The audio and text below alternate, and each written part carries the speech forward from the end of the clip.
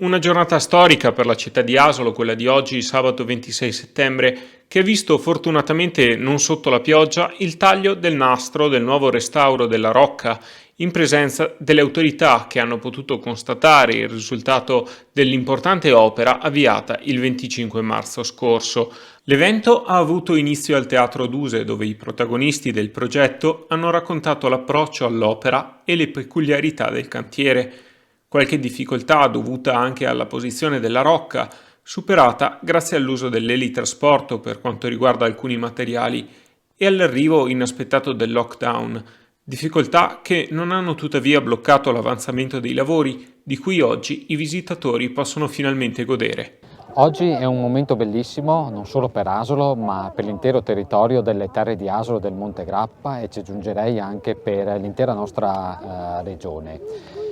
Abbiamo fatto un momento che era stato previsto per fine maggio, ma a causa Covid non è stato più possibile né organizzarlo né programmarlo, ma grazie alla sinergia tra i diversi enti, tra il Comune di Asolo, la Soprintendenza, il segretariato regionale del MIBACT stesso, oggi in occasione delle giornate europee del patrimonio abbiamo aperto ufficialmente, inaugurato ufficialmente il primo step di restauro della Rocca di Asolo.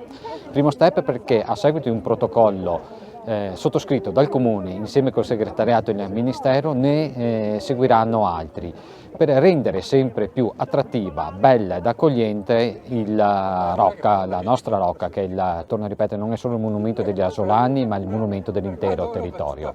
Renderla accogliente per accogliere i turisti, dare dei servizi, dare un info point, dare la possibilità di viverla a pieno nell'interezza della sua bellezza. Il restauro della Rocca è un restauro che è stato eseguito praticamente in un anno, dal 2019 al giugno 2020,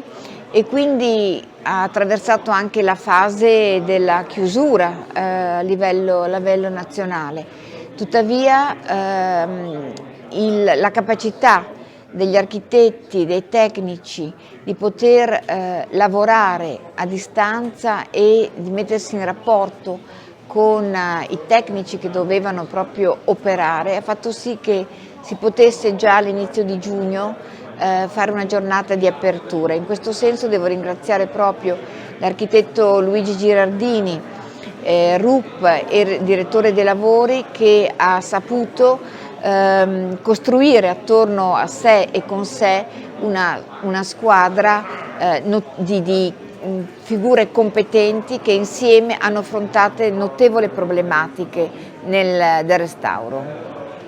La Rocca d'Asolo è un po', diciamo, un simbolo, no, del territorio, ecco, ed è proprio anche, fa parte della memoria collettiva. Non è un lavoro imponente perché è un lavoro, diciamo, di ricucitura di alcuni elementi e di ripristino, però è un intervento importante perché riconsegna alla fruizione la rocca che è stata chiusa per diverso tempo e che non aveva più la possibilità di essere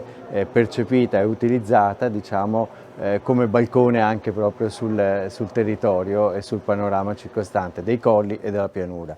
Quindi è stato un intervento attento che ha perseguito due obiettivi fondamentalmente, quello del ripristino delle condizioni di sicurezza e il restauro conservativo con i minimi di minimo intervento, che però ha diciamo, efficacia notevole nella conservazione del monumento. È stato un cammino che abbiamo lanciato, che è un percorso che vogliamo iniziare. Pensiamo che Asolo, con tutto il territorio assieme che lo circonda e che valorizza questo centro, abbia la necessità di essere tutelata dall'UNESCO. Certamente è importante che parta, come abbiamo detto, dal Ministero, una promozione del nostro patrimonio, però ci deve essere anche il lavoro coordinato con le regioni e con i territori. Per quanto riguarda il nostro territorio, Asolo e terre di Asolo e del Monte Grappa, abbiamo iniziato già da 2 anni un percorso per dotarci di un marchio d'area, quindi una organizzazione della gestione turistica coordinata con la Regione e con lo Stato centrale.